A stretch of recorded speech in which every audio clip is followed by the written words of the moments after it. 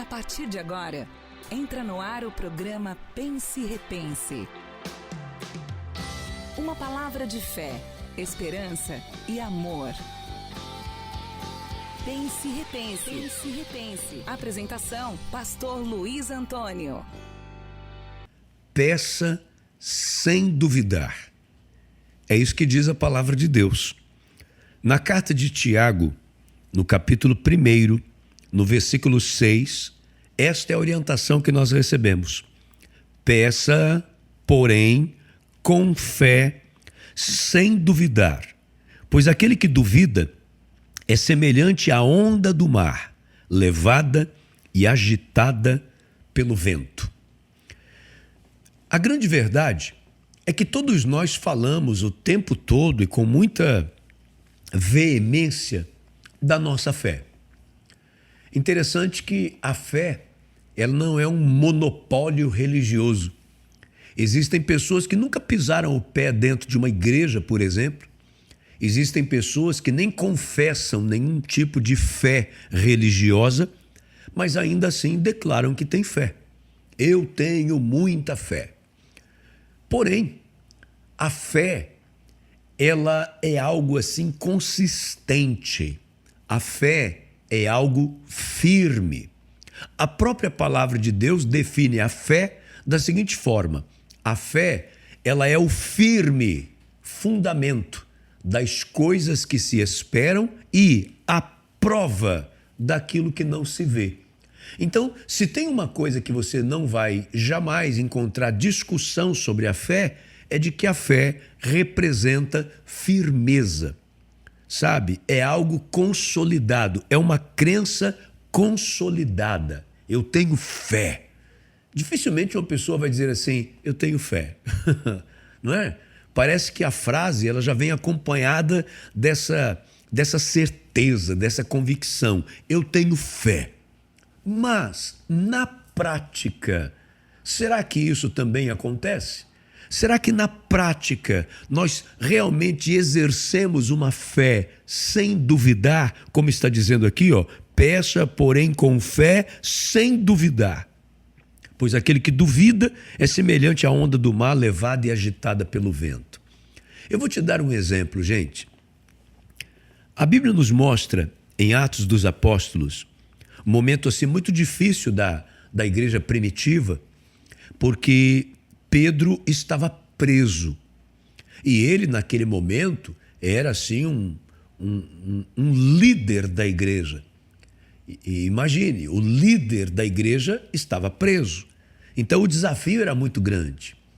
E o que o povo sabia fazer, e muito bem, porque já sabiam o resultado disso, era orar. Então o povo estava reunido em oração. Enquanto eles estavam orando, Deus realizou algo extraordinário.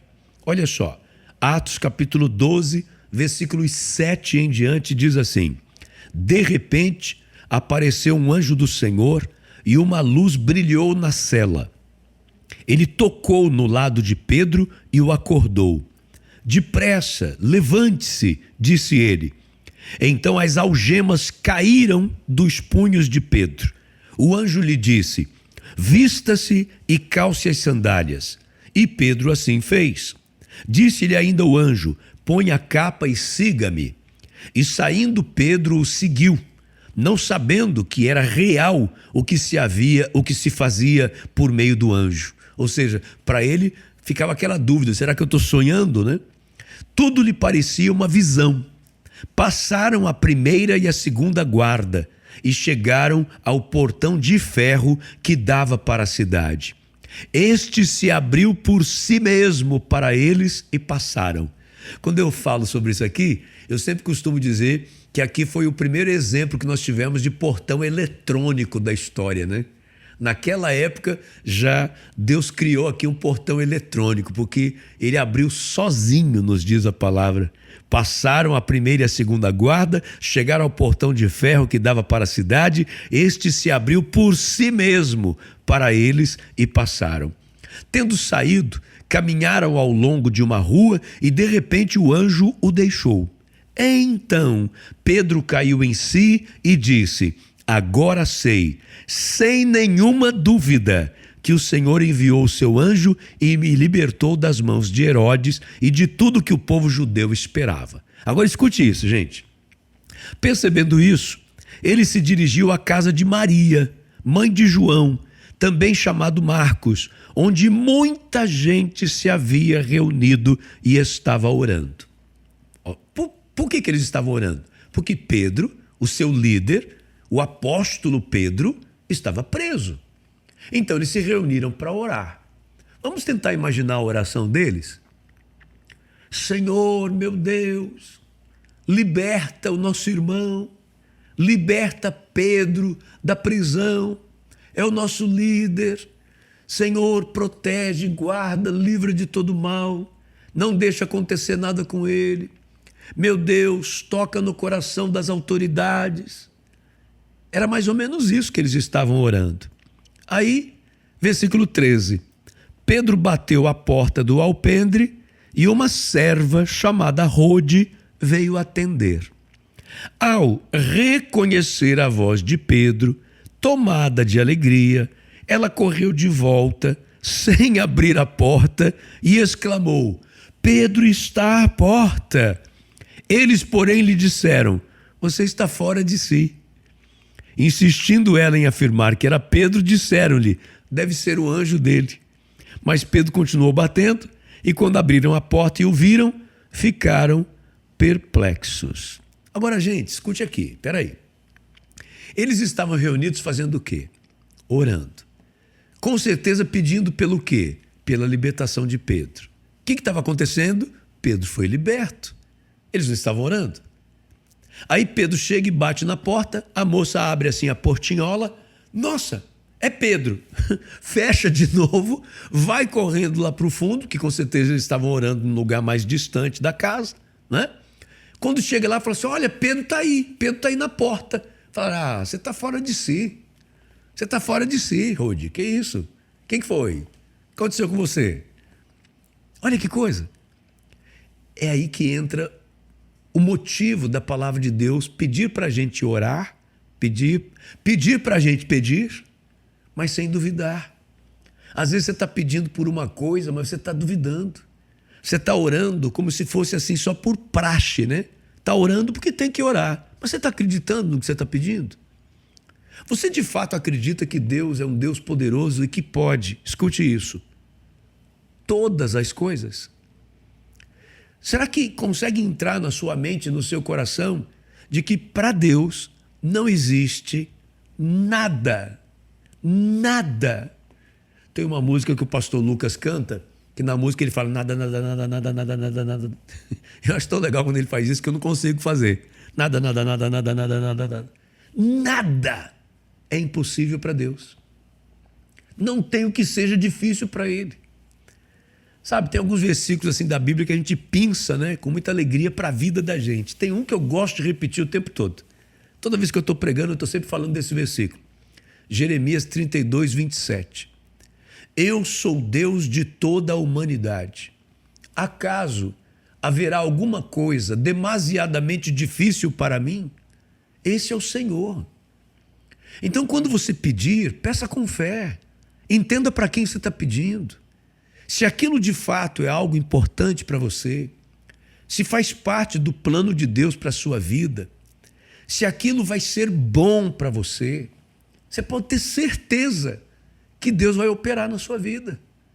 Mas você precisa crer, e crer de todo o teu coração. Não duvide. Crer de todo o coração é não deixar espaço para mas e se, sabe? Tire toda dúvida. Coloque diante do Senhor, sabendo que você está falando com aquele Deus que criou terra, céu, mar, os astros, o universo, o que o homem consegue descobrir que existe, o que o homem não imagina que existe. Foi Deus que fez. Então não duvide. Eu não estou querendo simplificar o tamanho do seu problema. Eu não estou querendo dizer que aquilo que você está enfrentando não é sério. O que eu estou querendo dizer é que para Deus isso é possível. Talvez você esteja passando por um problema que ele é muito grave. Tá, eu não vou discordar de você sobre a gravidade do problema. Mas o que eu estou querendo te mostrar é que isso é grave para mim. É grave para você. É difícil para mim, é difícil para você. É impossível para mim, é impossível para você. Mas não é impossível para Deus. Essa é a questão. Então, se você coloca nas mãos do Senhor, confia. O melhor vai acontecer. Todas as coisas cooperam para o bem dos que amam a Deus. Então confia. O Senhor está à frente desse negócio. E é Ele que vai cuidar de tudo para você. Aquilo que você não pode fazer, Ele pode. Confia. Meu Deus, depois de ter falado da Tua palavra, eu peço agora a Tua bênção sobre a vida de cada um dos Teus filhos.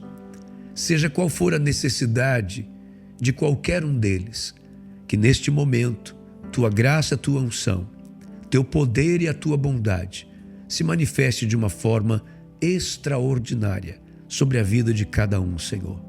Derrama a Tua unção, que o Senhor possa nesse instante operar maravilhas, aquilo que nós chamamos de milagres, possa acontecer na vida deste homem, desta mulher, deste moço, desta moça, na vida desta criança que está me assistindo agora.